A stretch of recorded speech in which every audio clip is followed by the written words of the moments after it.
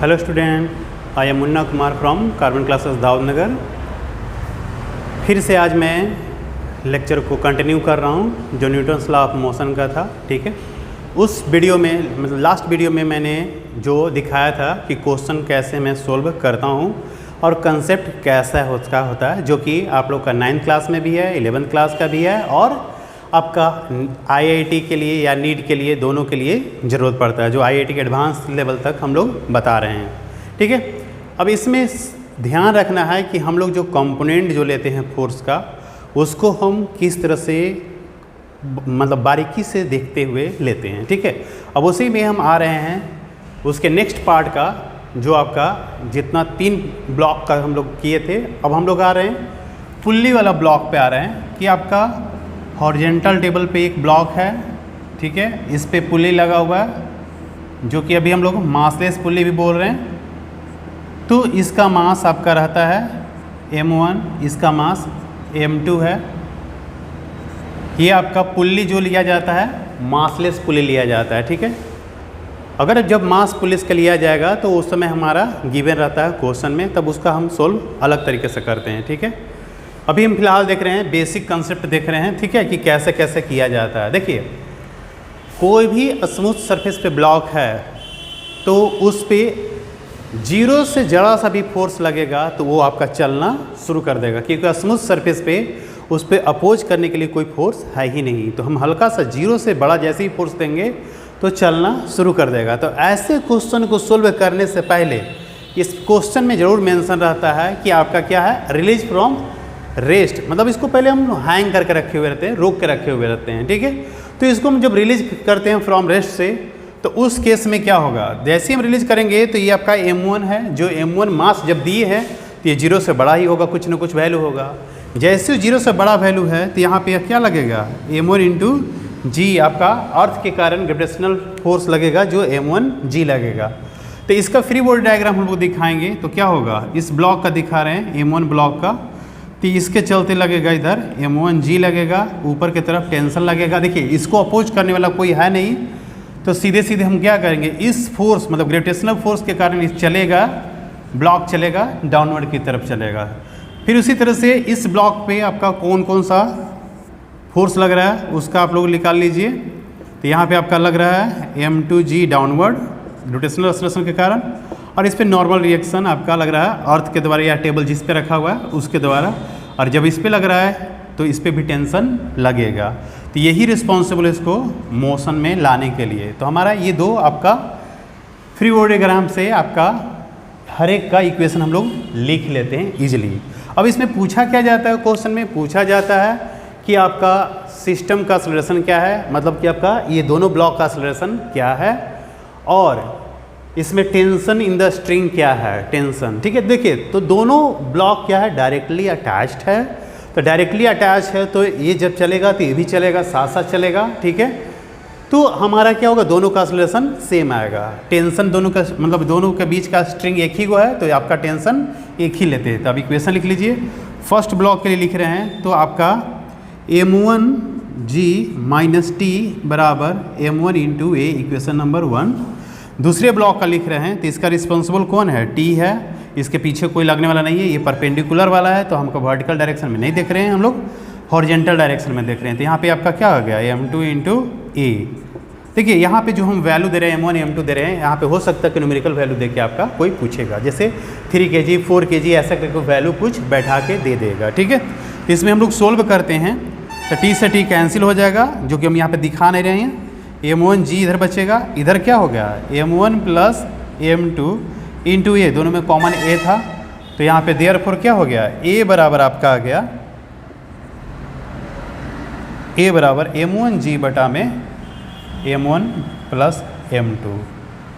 ठीक है, ये आपका एक्सेलरेशन आ गया। अब यहाँ पे टेंशन बताना था, t बराबर क्या लिख देंगे, m2 into A, that is यहाँ पे आ जाएगा m1 m2 g बटा में m1 प्लस m2।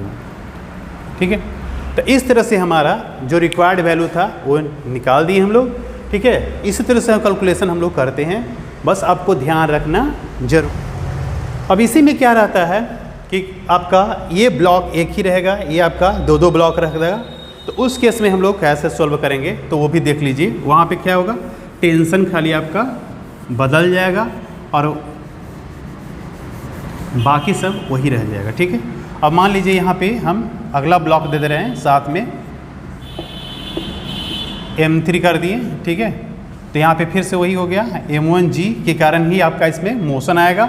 तो फिर से अलग अलग ब्लॉक का वही आपका क्या होगा, M1 × G डाउनवर्ड की तरफ। M1 ब्लॉक है आपका, टेंशन इधर T1 अब लगेगा क्योंकि यहाँ पे दो ब्लॉक आ गया। ठीक है, यहाँ पे अपर केस में दो ब्लॉक आ गया, तो T2 यहाँ पे और यहाँ पे T2। तो हर एक का हम लोग फ्री बॉडी डायग्राम बना रहे हैं। तो यहाँ पे आपका आ गया इधर एक्सेलरेशन A, फिर से इंटरकनेक्टेड है सब का सब। तो हमारा आपका यहाँ पे सॉल्यूशन करने के लिए हमको अलग अलग दिखाना जरूरी होगा। देखिए यहाँ पे न्यूटन्स लॉ ऑफ मोशन में अगर आप फ्री बॉडी डायग्राम नहीं सीखिएगा बनाने के लिए तो फ्रिक्शन चैप्टर आपका बनेगा ही नहीं, इतना हम गारंटी दे रहे हैं। इसलिए न्यूटन्स लॉ ऑफ मोशन में आप दम धैर्य के साथ, पैसेंस के साथ आप क्या कीजिए कि पूरा का पूरा फ्री बॉडी का डायग्राम बनाना सीखिए। आपको अगर नहीं आता है तो प्रॉपर आप सीखिए, बिना वीडियो देख के बार बार देखिए उसको। ठीक है, तो आप यहाँ पे जब तक आप नहीं सीखिएगा तब तक फ्रिक्शन चैप्टर आपसे बनने वाला नहीं है। ठीक है, तो इधर T1 लग रहा है, इधर अपोजिंग फोर्स आ गया आपका इस ब्लॉक के कारण। T2 यहाँ पे मास M2 है, तो इधर चलेगा ब्लॉक, एक्सेलरेशन वो भी चल रहा है, ये भी चल रहा है। इस पे फिर से नॉर्मल रिएक्शन लिखते, N1 यहाँ पे लिखते M2G। क्यों N1 यहाँ पे नाम दे दिए, क्योंकि इस ब्लॉक में तो नॉर्मल का बात ही नहीं आ रहा, इस ब्लॉक पे आपका आ रहा था इसलिए N1 नाम दिए। दूसरा ब्लॉक आपका क्या है यहाँ पे, जो कि M3 है, जिसका M3G आएगा यहाँ पे। ऊपर में नॉर्मल रिएक्शन N2, इधर टेंशन T2, इधर अपोजिंग फोर्स है ही नहीं। ठीक है, तो आपका चलेगा ब्लॉक इधर की तरफ, हॉरिजॉन्टल वाला, वर्टिकल आपका बैलेंस है। तो फिर से यहाँ पे इक्वेशन लिखिए। इसके लिए इक्वेशन आया था M1G माइनस T1 बराबर M1A, इक्वेशन नंबर 1। इसके लिए इक्वेशन हॉरिजॉन्टल है, तो T1 माइनस T2 बराबर M2 × A, इक्वेशन नंबर 2। और यहाँ पे आपका T2 बराबर आ गया M3 × A, इक्वेशन नंबर 3। आप तीनों को जोड़ दीजिए यहाँ पे, तो देखिए T1 माइनस में यहाँ पे प्लस में कैंसिल, T2 माइनस में यहाँ पर प्लस कैंसिल। तो यहाँ पे M1 × G बराबर यहाँ पे क्या आएगा, M1 + M2 + M3, और सबका कॉमन है आपका A, तो यहाँ पे M1G। तो देयरफॉर इधर दिखा रहे हैं A बराबर क्या होगा, M1G बटा में आपका M1 + M2 + M3। ठीक है, ये आपका एक्सेलरेशन आ गया।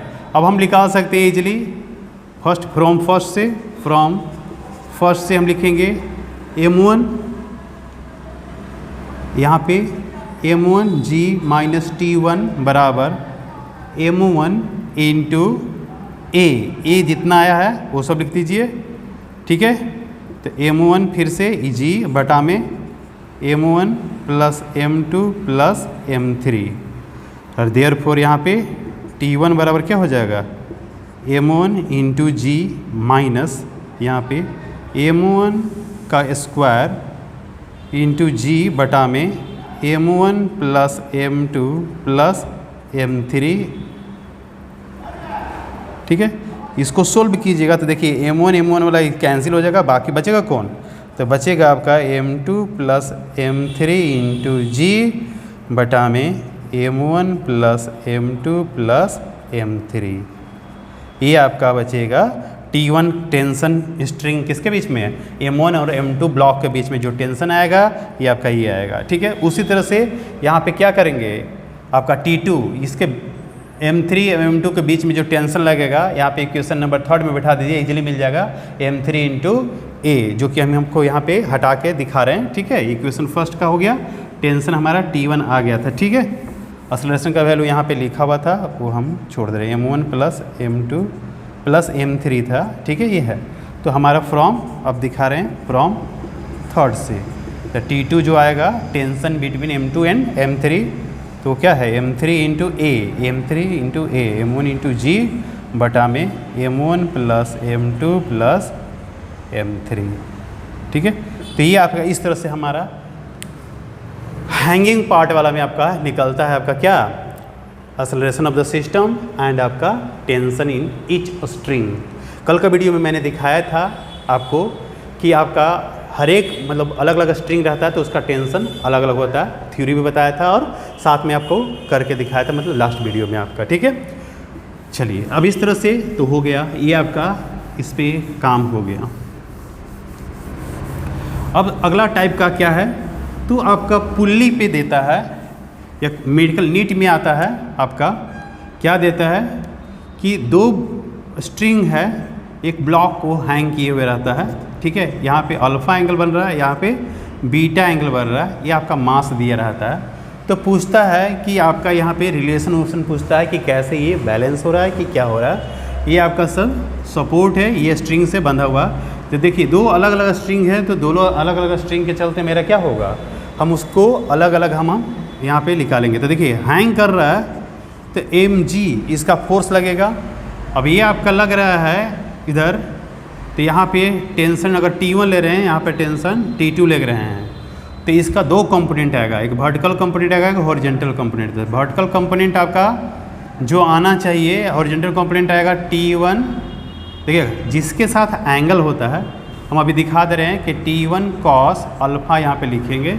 इसके लिए जब लिखेंगे तो लिखेंगे T2 cos बीटा लिखेंगे। देखिए ये दोनों बैलेंस रहेगा तो ये आपका प्रॉपर हैंग करेगा, मतलब T1 cos अल्फ़ा बराबर T2 cos बीटा होना चाहिए, जो कि प्रॉपर हैंग करना। मतलब आप झूला पे जो बैठते हैं, दो तरह के स्ट्रिंग से बांधे हुए झूला पे पटरा बंधा रहता है, तो आपका उस केस में क्या होता है, दोनों बैलेंस होना चाहिए। दोनों बैलेंस होने का मतलब, नहीं तो अगर ऊपर नीचे होगा तो आप एक तरफ झुक जाइएगा और स्ट्रिंग आपका तिरछा हो जाएगा, ठीक है। तो इसके चलते मेंटेन करने के लिए ये कंपोनेंट आपका क्या होना चाहिए, प्रॉपर बैलेंस रहना चाहिए, मतलब बराबर होना चाहिए। दूसरा, इसको बैलेंस कौन कर रहा है, फोर्स को, तो यहाँ से देखिए T1 cos अल्फ़ा वाला का T1 sin अल्फ़ा यहाँ से, और इसके लिए चलते यहाँ पे T2 sin बीटा, ठीक है।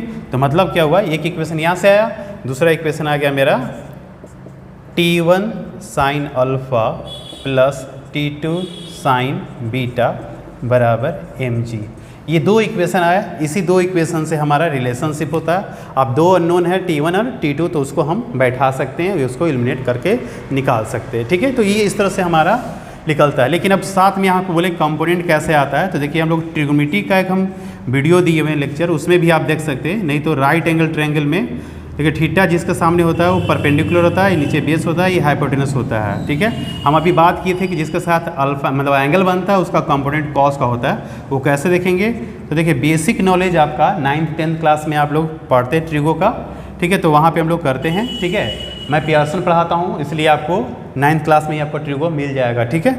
तो साइन थीटा बराबर P/H है, तो यहाँ पे P बराबर क्या होगा, H साइन थीटा। जो इंक्लाइन पे है तो H है और साइन थीटा, देखिए सामने वाला थीटा का जो सामने वाला है ये पार्ट हमारा साइन का पार्ट आता है, और ये जो आएगा कॉस थीटा वो B/H, तो देयरफॉर B बराबर क्या होता है, H कॉस थीटा। तो ये आपका देखिए थीटा वाला जो कंपोनेंट होता है वो कॉस का पार्ट होता है। तो ये बस आपको बेसिक्स जानकारी होना चाहिए। फिजिक्स देखिए, फिजिक्स आपका एक स्टेटमेंट होता है, मैथमेटिक्स जो होता है उसको प्रॉपर करता है, जो सॉल्यूशन का न्यूमेरिकल बनाने के लिए काम में आता है। तो आप लोग ना ध्यान से देखा कीजिए, ठीक है। और जो जहाँ पे भी दिक्कत लगे तो आप प्लीज़ कमेंट में लिखना भूले नहीं कि हाँ किस टाइमिंग में आपका एक प्रॉब्लम आ रहा है जो कि नहीं समझ में आ रहा है, तो हम अगला वीडियो जब बनाएंगे तो उसमें हो सकता है कि उसको हम मेंशन करते हुए जाएंगे, ठीक है। ये हम लोग का टारगेट रहता है कि आप लोग को मैक्सिमम से मैक्सिमम पार्ट समझाते जाएं, ठीक है। तो ये था आपका एक टाइप था। अलग टाइप का क्या आता है न्यूटन्स लॉ ऑफ मोशन में, तो बहुत सिंपल रहता है। अभी पुल्ली वाला बात कर रहे थे, अब प्रॉपर एक पुल्ली हैंग ही करता रहता है। प्रॉपर एक पुल्ली है, इस पे ओवर पे आपका एक ऑब्जेक्ट इधर लगा हुआ है, M1 बोल दीजिए, दूसरा हैंग कर रहा है इधर M2, ठीक है। अब इसमें क्या करना होता है हम लोग को, तो यहाँ पे देखिए, यहाँ से हमको कोई मतलब नहीं है, हमको मतलब रहता है कि सिस्टम में रिलीज फ्रॉम रेस्ट कर दिया जाता है। रिलीज फ्रॉम रेस्ट मतलब जैसे इसको होल्ड करके रखा जाता है, जब छोड़ दिया जाएगा तो क्या होगा। तो यहाँ देखिए दो केस होगा, अगर M1 बराबर M2 आ गया तो इसमें कोई मोशन नहीं आएगा, ठीक है। जैसा हैंग कर रहा है वैसे ही रह जाएगा, ऐसा भी क्वेश्चन आया हुआ है, ठीक है।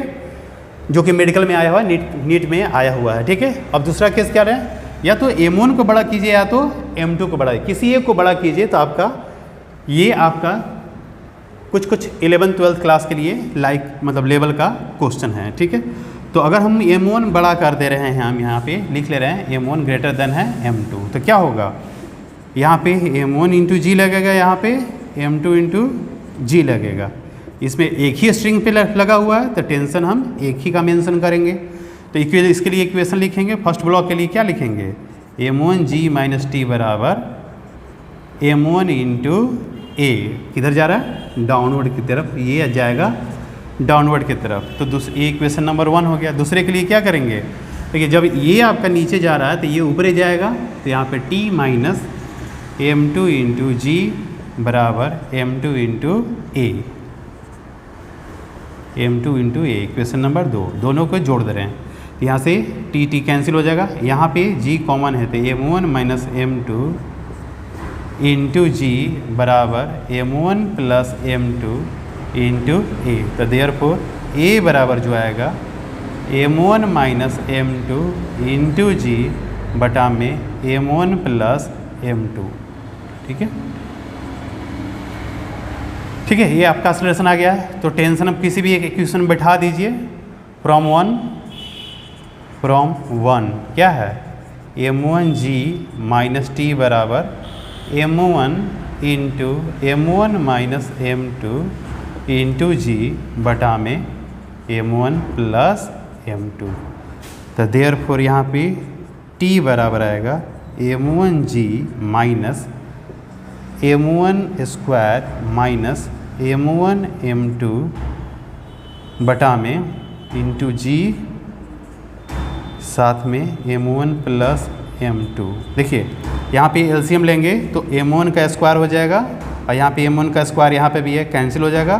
फिर आएगा यहाँ पे M1 इंटू M2 जी माइनस माइनस यहाँ पे प्लस, मतलब 2 टाइम्स आ जाएगा यहाँ पे M1 इंटू M2 इंटू जी बटा में M1 प्लस M2। तो ये आपका हो गया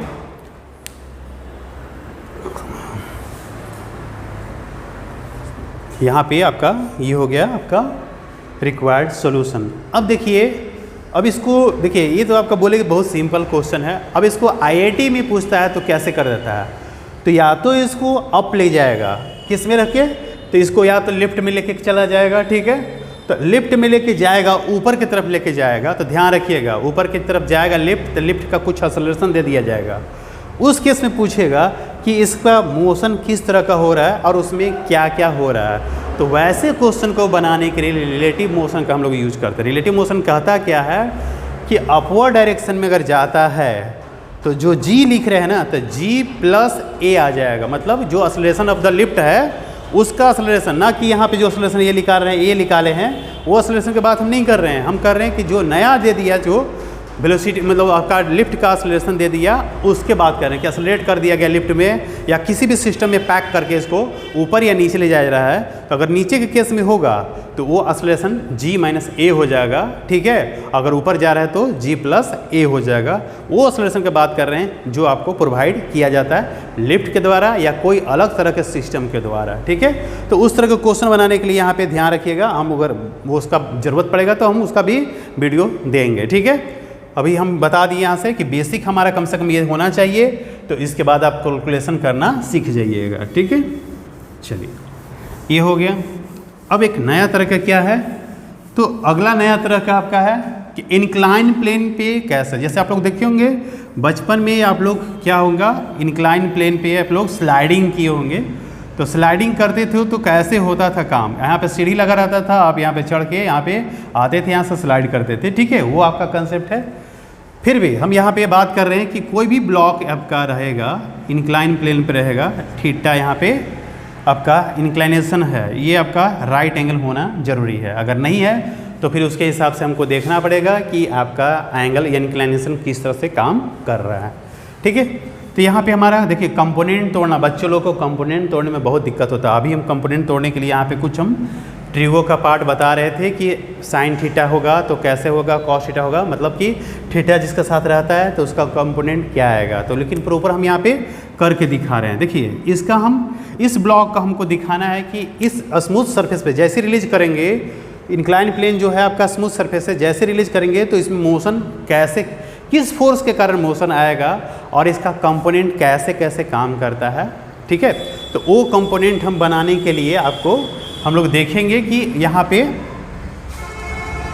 किस तरह के हम लोग इसको रेजुलेट करेंगे आपको कंपोनेंट के फॉर्म में, ताकि हमको फ्रिक्शन जब बनाए, फ्रिक्शन का जब चैप्टर में हम काम करेंगे तो वहाँ पे आपको दिक्कत ना हो कंपोनेंट तोड़ने में। ठीक है, तो यहाँ पे हम लोग देखिए अलग से ये क्वेश्चन था आपका, इसी पे कंपोनेंट हम दिखा रहे हैं, बारीकी से देखिएगा। ठीक है, जैसे इंक्लाइन प्लेन है तो इसका नॉर्मल रिएक्शन इधर की तरफ एन होगा। एम ब्लॉक पे जब भी लगता है तो वर्टिकली डाउनवर्ड रहता है एम जी। ठीक है, अब देख सकते हैं अगर ये थीटा है तो ये 90 माइनस थीटा होगा। ठीक है, अगर ये 90 माइनस थीटा है तो इसके साथ जो आपका कंपोनेंट टूटेगा, ठीक है, ये थीटा, ये 90, ये 90 माइनस थीटा, तो ये फिर से क्या होगा, ये पूरा 90 डिग्री था तो ये आपका फिर से थीटा गया। कहने का मतलब कि एम जी का दो कंपोनेंट टूटेगा, ये थीटा जिसके साथ है वो आएगा एम जी कॉस थीटा, और इसका थीटा के सामने वाला इधर आएगा वो आएगा एम जी साइन थीटा। तो जो भी ब्लॉक इस तरह का होगा तो आपको इस तरह से कंपोनेंट तोड़ लेना आना चाहिए। ठीक है, अब यहाँ पे ध्यान दीजिए कि देखिए इस फोर्स को बैलेंस करने वाला कोई नहीं है, इसका परपेंडिकुलर मतलब ये इस पे परपेंडिकुलर जो है इस वाला प्लेन पे इसका परपेंडिकुलर जो फोर्स है ये नॉर्मल है जो बैलेंस कर रहा है एम जी कॉस थीटा को, लेकिन इस वाला फोर्स को बैलेंस कोई नहीं कर रहा है, तो इसलिए आपका एक्सेलरेशन जो आएगा इसके कारण से ही आएगा। तो ये आपका क्या लिखाएगा, एम जी साइन थीटा जो रिस्पॉन्सिबल होगा उसका एक्सेलरेशन लाने में, मास इंटू एक्सेलरेशन।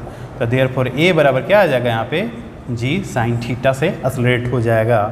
अब इसी क्वेश्चन में बदल दिया जाता है, यहाँ पे ब्लॉक हम कर दे रहे हैं अगले स्टेप के लिए, इसमें पुली लगा दिया जाएगा। ठीक है, पुली लगा के एक ब्लॉक को हैंग कर दिया जाएगा। अब उसमें हमको चेक करना पड़ता है कि कौन सा ब्लॉक बड़ा है, मतलब कि एम जी साइन थीटा वाला मतलब बड़ा होगा, ये हम दिखा रहे हैं क्वेश्चन से करके, तो आपको ज़्यादा क्लियर होगा। इसमें आपको कोई दिक्कत हो तो आप देख लीजिएगा, बता दीजिएगा कमेंट में। ठीक है, अब देखिए हमारा दो ब्लॉक, अब हम क्या कर रहे हैं इसमें पुली जोड़ दे रहे हैं, पुलिस के सहारे इस ब्लॉक को हम जोड़ के हैंग कर दे रहे हैं। ठीक है, जब फ्रिक्शन वाला पार्ट आएगा तो इसमें सटा दिया जाएगा। ठीक है, और जब फ्रिक्शन वाला पार्ट नहीं है तो इसको हम लोग अलग कर रहे हैं। ये आपका न्यूटन्स लॉ मोशन में पढ़ रहे हैं। इस ब्लॉक का नाम M1 दे दिए, तो M1 जी कॉस थीटा हो गया, यहाँ पे M1 जी साइन थीटा हो गया।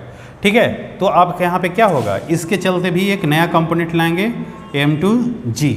अब ध्यान रहेगा कि चेक कर लेंगे हम लोग यहाँ पे कि M2 जी बड़ा है, M2 जी बड़ा अगर होगा M1 जी साइन थीटा से तो ये ब्लॉक इधर जाएगा, अगर ऐसा नहीं हुआ तो ब्लॉक क्या होगा, इधर की तरफ चलेगा। बस यही देखेंगे। ये देखिए ये दो ब्लॉक है जो एक ही स्ट्रिंग से अटैच है, तो इसमें टेंशन टी लेंगे, एक ही स्ट्रिंग है, मतलब एक ही आपका स्ट्रिंग से जुड़ा हुआ दो ही ब्लॉक है। अगर तीसरा अगर जुड़ जाता है तो फिर हम T1 T2 लेना शुरू कर देते हैं टेंशन में। तो अब यहाँ से इक्वेशन क्या लिखाएगा, अगर हम यहाँ पे दे दिए M2 जी साइन M2 जी बड़ा है किससे, M1 जी साइन थीटा से, तो हम यहाँ पे इक्वेशन क्या लिखेंगे, M2 जी माइनस टी बराबर M2 इंटू ए, और दूसरा पार्ट लिखेंगे T माइनस M1 जी साइन थीटा बराबर M1 इंटू ए, दोनों को ऐड कर देंगे तो T से T गया, तो यहाँ पे क्या होगा M2 जी माइनस M1 जी साइन थीटा, जी कॉमन भी ले सकते हैं। ठीक है, बराबर यहाँ पे क्या हो गया M1 प्लस M2 इंटू ए।